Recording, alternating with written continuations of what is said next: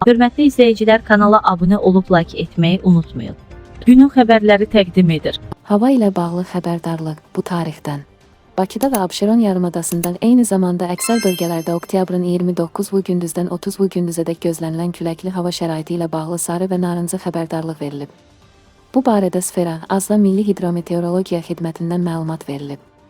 Bakıda və Abşeron yarımadasından Balakən, Qax, Zaqatala, Şəki, Neftçalan, Bərdə, Tərtər, Mingəçevir, Ağdam, Yevlax, Gəncə, Samux, Goranboy, Naftalan, Qazax, Ağstafa, Tovuz, Şəmkir, Daşkəsən, Qusar, Xızıda şimal-qərb küləyi əsəcək. Küləyin sürəti 28-4 əmsandək güclənəcək.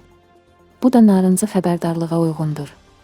Ölkənin digər bölgələrində isə sarı xəbərdarlığa uyğun olaraq qərb küləyi əsəcək. Küləyin sürəti 13-9-27 əmsan təşkil edəcək.